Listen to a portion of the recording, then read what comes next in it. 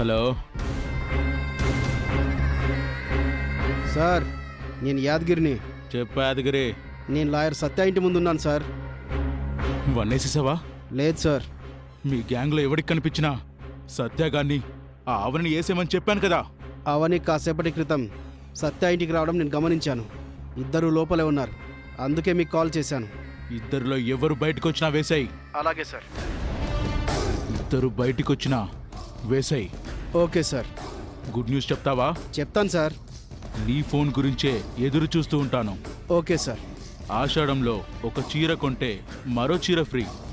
అంటే అక్కడ డబ్బులు తక్కువ, కానీ నీకు నేను మంచి ఆఫర్ ఇస్తున్నాను. ఇద్దరిని చంపితే నలుగురిని చంపిన అమౌంట్ ఇస్తాను. నీ లైఫ్ సెట్ అయిపోతుంది పో.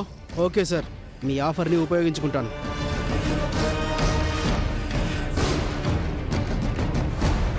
ఆ ఇద్దరిని చంపడానికి ఇంత టైం పట్టింది. ఈరోజైనా వాళ్ళు పోతారా లేదా?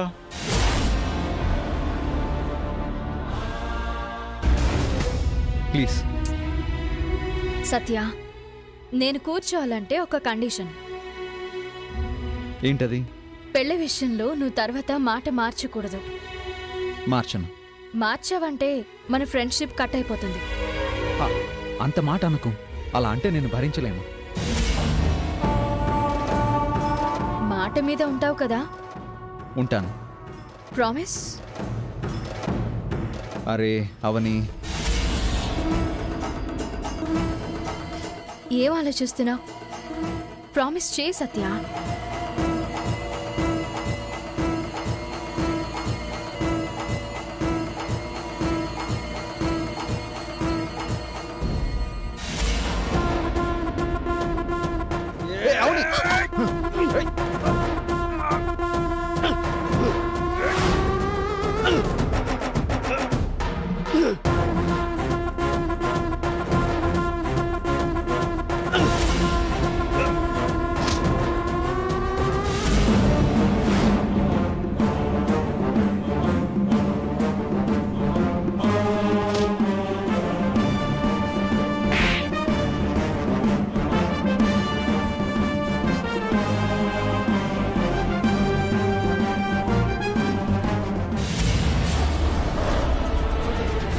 అరే, వీడు ఫోన్ ఇంట్లోనే మర్చిపోయాడే.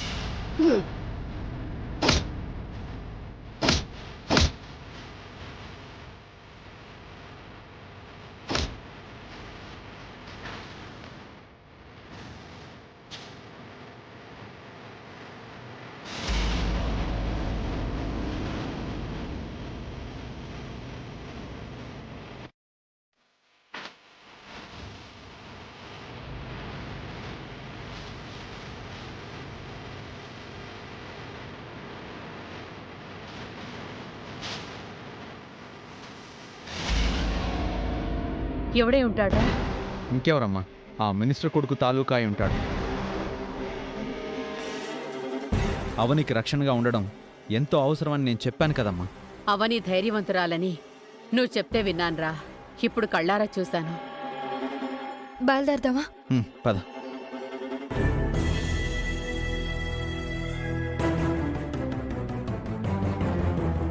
ఏమైందమ్మా? నా తాళి నా తాళి కనిపించడం లేదంటే.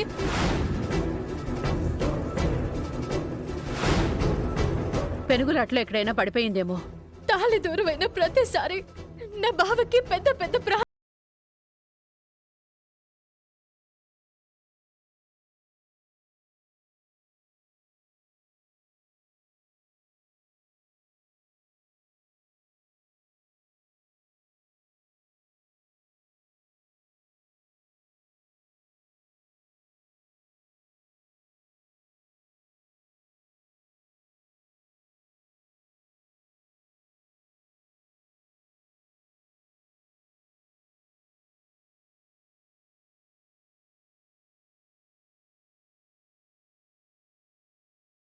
ఫంక్షన్లో ఇలాగే జరిగితే సత్యకు దొరికిందని చెప్పాడు.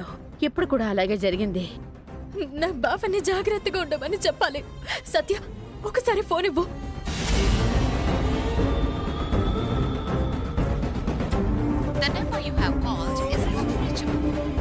బావ ఫోన్ కలవడం లేదు. నేను వెంటనే ఇంటికి వెళ్ళాలి. అవని అవని ఆగు. అవని సత్య ఆగరా. అమ్మా, అవని ఒంటరిగా వెళ్తుంది. వద్దు సత్య. ఈ సమయంలో ఆ ఇంట్లో వాళ్ళు మీ ఇద్దరిని చూశారంటే అదో పెద్ద గొడవ అవుతుంది. అందుకే వద్దు అంటున్నాను. అమ్మా,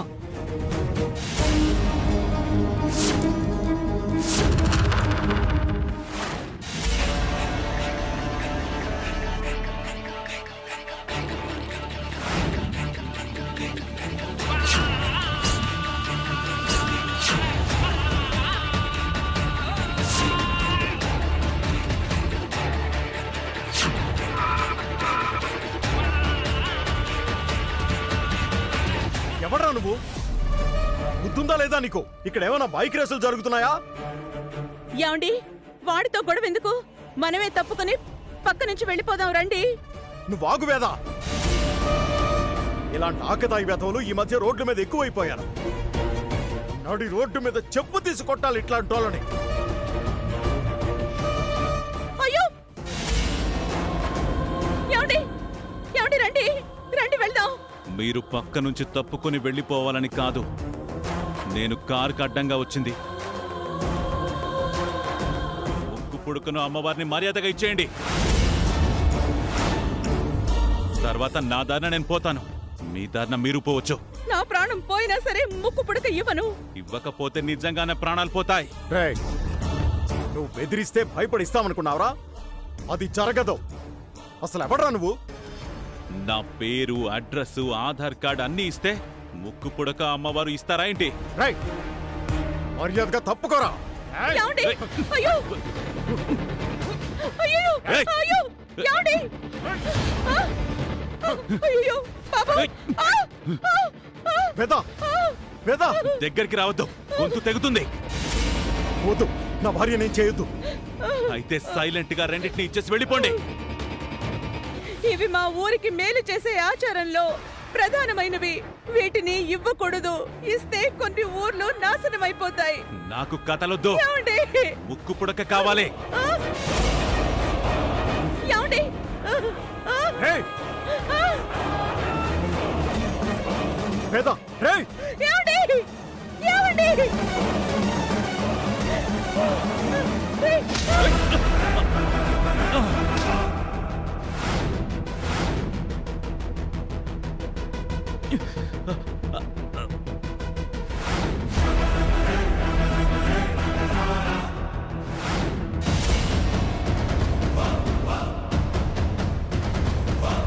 వీడికి విషయం ఎలా తెలిసింది?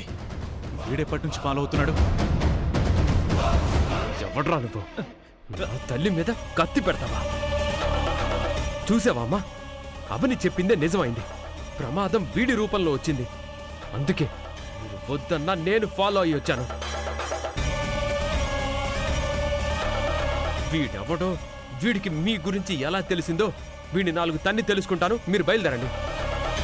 పల్లెటూరులో జరగబోయే పూజకి, చేయబోయే ప్రసాదంకి ఎటువంటి ఆటంకం రాకూడదు. మీరు క్షేమంగా వెళ్ళి క్షేమంగా తిరిగి రండి. బయలుదేరండి. అది కాదురా, వీడి వల్ల నీకేదైనా ప్రమాదం జరుగుతుందేమో అని. ఎందుకైనా మంచిది, పోలీసుల్ని పిలుస్తాం. ఏం అవసరం లేదు నాన్న, నేను చూసుకుంటాను. రే, వాడి దగ్గర కత్తుందిరా. నా దగ్గర ధైర్యం ఉందమ్మా. అంత మొనగాడివా? అయితే రారా చూసుకుందాం. ముగ్గురిని చంపి నా పని ముగించుకుంటా. శ్రీకర్, జాగ్రత్త. రేయ్, శ్రీకర్, రేయ్, అయ్యో, రేయ్, జాగ్రత్త. అయ్యో. నాన్న, నా గురించి ఆలోచించకండి. మీరు బయలుదేరండి. బయలుదేరండి. అవతల రైతులకు ఇచ్చిన మాట పోకూడదు. మీరు బయలుదేరండి. శ్రీకర్, రా రా రా రా. శ్రీకర్, అయ్యో.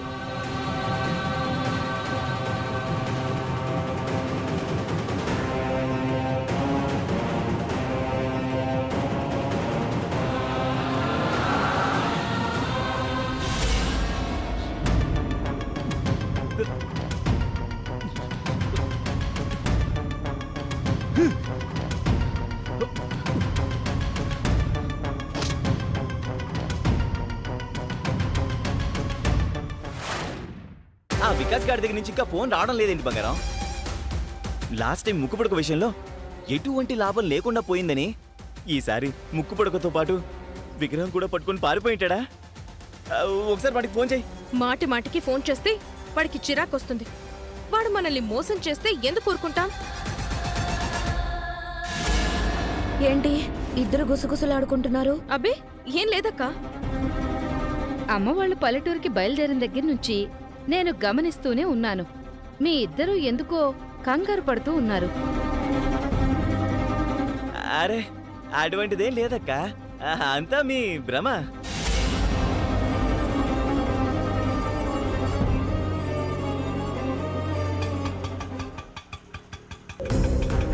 తీసుకోండి.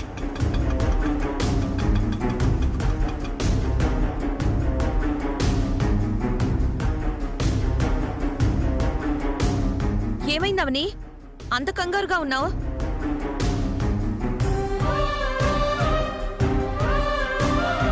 Something is wrong. చూద్దాం పదండి.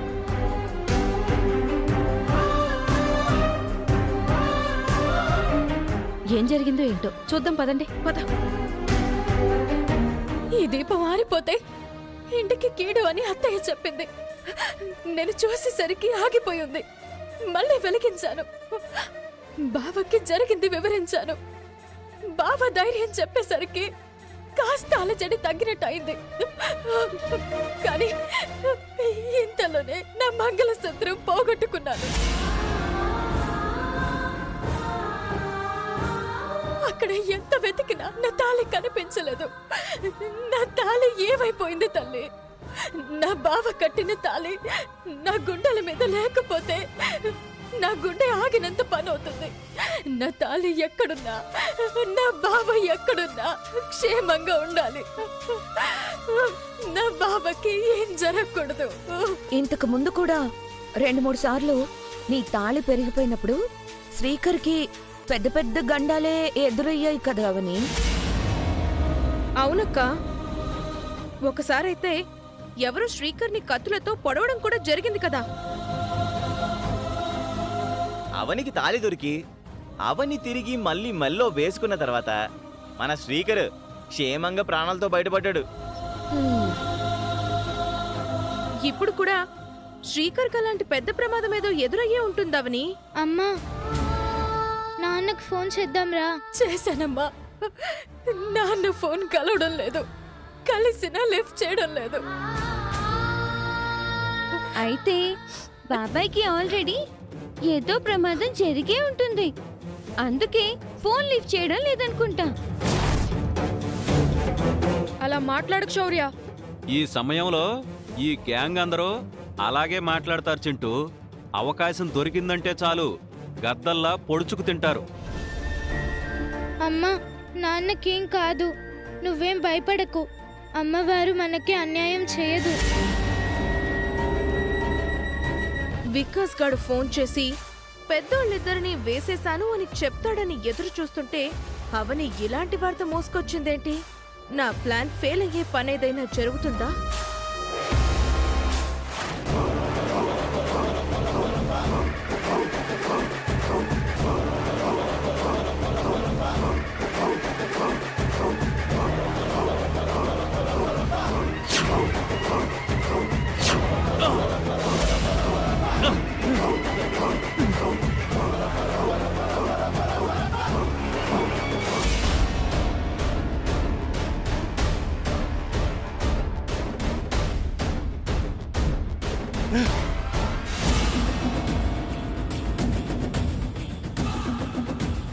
నువ్వా?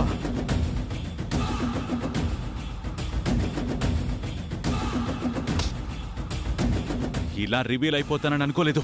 అమ్మవారికి సంబంధించిన వస్తువుల్ని దొంగిలించాలని చూసేవారు ఎవరైనా సరే దొరికిపోవాల్సిందే. అంటే మా పూజ గది మీద ఎప్పటినుంచో నీ కన్ను పడిందన్నమాట. ఇది నీకు మాత్రమే పుట్టిన ఆలోచన, లేకపోతే ఇందులో ఇంకెవరిదైనా ప్రమేయం ఉందా? చెప్పరా. మర్యాదగా చెప్పకపోతే ఈ రోజు నువ్వు నా చేతిలో చచ్చిపోతావు.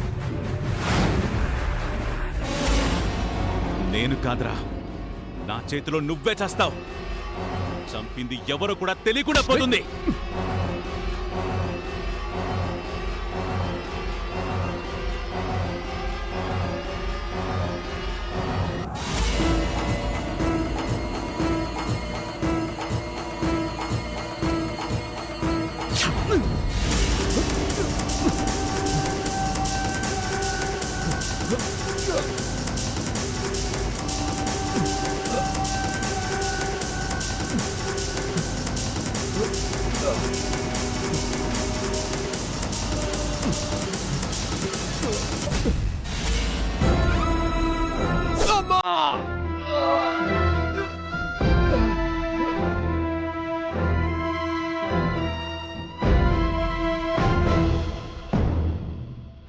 ప్రసాదం తయారు చేసి అమ్మవారికి నైవేద్యం పెట్టి రైతులకి ప్రసాదం పంచి మనం తిరిగి బయలుదేరాం. వారి ముఖాల్లో ఆనందం చూడగానే నా గుండెల మీద నుంచి పెద్ద భారం దించినట్టయిందండి. ఓసారి శ్రీకర్కి ఫోన్ చేసి ఈ విషయం చెప్పు వేద. మధ్యలో మన మీద అటాక్ చేసిన వాడు ఎవడో ఏంటో, శ్రీకర్ ఎలా ఉన్నాడో ఏమో అన్ని విషయాలు తెలుస్తాయి. వాడు సరైన సమయానికి రాకపోయింటే మనం ఊరికి రాగలిగుండేవాళ్ళం కాదు.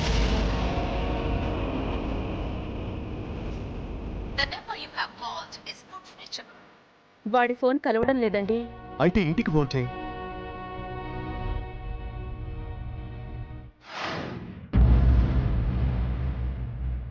ఏడ్వకమ్మా, మీ తాళి దొరుకుతుంది. నాన్న కూడా ఇంటికి క్షేమంగా చేరుకుంటారు. శ్రీకర్ అయి ఉంటాడు, లిఫ్ట్ చేయమ్మా. బావా, నేను చెప్పండి అత్తయ్య. శ్రీకర్ ఇంటికొచ్చాడా? నేనే బావని మీ దగ్గరికి పంపించాను. మీరు క్షేమంగానే ఉన్నారు కదా? ప్రసాదం తయారు చేసి రైతులకిచ్చేసి బయలుదేరాం. శ్రీకర్ మాకు దారి మధ్యలో కలిశాడు. ఎవరో అగంతకుడు మమ్మల్ని అడ్డగించి మా నుంచి ముక్కు పుడకను అమ్మవారిని లాక్కోవాలని చూస్తే సరిగ్గా ఆ సమయంలో శ్రీకర్ వచ్చి మమ్మల్ని కాపాడి ఊరికి పంపించాడు. ఆ దొంగని పోలీసులకి అప్పగించడం లాంటి పనిలో ఉండుంటాడు. మేము 1 గంటలో ఇంటికొచ్చేస్తాం. వాడొస్తే ఈ విషయం చెప్పు.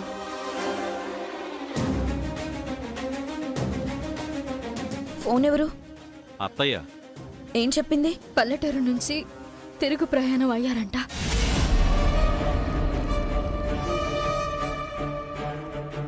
పూజ గదిలో దీపం ఆరినప్పుడు అత్తయ్య వాళ్ళకి కీడు జరగబోతుందని బావకి చెప్పాను. ఆ విధంగానే జరిగిందని అత్తయ్య చెప్పింది. వికాస్ గురించి శ్రీకర్కి తెలిసిపోయి ఉంటుందా?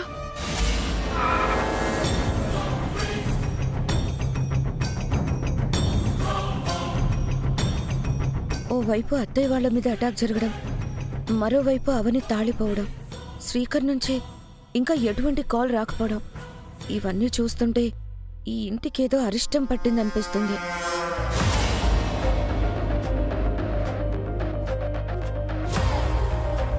అమ్మా, నాన్నొస్తున్నారు. బావా,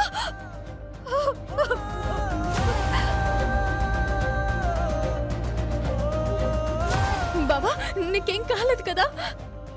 నాకేమవుతుందామని? నువ్వన్నట్టు అమ్మా నాన్నల మీద ఒకటి అటాక్ చేస్తే కాపాడి పంపించాను. అత్తయ్య ఇప్పుడే ఫోన్ చేసి విషయం చెప్పింది. అమ్మ తాళి ఎక్కడో పడిపోయింది నాన్న. అందుకే నీకేదైనా ప్రమాదం జరుగుతుందేమో అని అమ్మ కంగారు పడుతూ ఏడుస్తుంది. ముసుగుతో వచ్చి అటాక్ చేసిన వాడు నా మీద కూడా కత్తితో దాడి చేశాడు. నాకు ప్రమాదం జరగబోయి తప్పిపోయింది. వాడు ఎవడో ఏంటో తెలిసిందా? ఎవడో దారి దోపిడి దొంగ ఏంటాడు. లేదంటే ఈ చెడ్డీ గ్యాంగ్ కి సంబంధించిన వాడు అయ్యుంటాడు. మీరు ఆగండి, వాడు చెప్తాడు కదా. రే, నువ్వు చెప్పరా, వాడెవడో తెలిసిందా? తెలిసింది. ఎవరు? నిహారిక బావ వికాస్.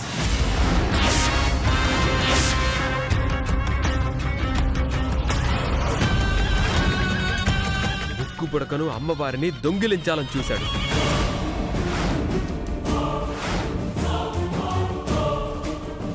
వాడి ఎముకలు పిండయ్యేలా చితక్కొట్టాను.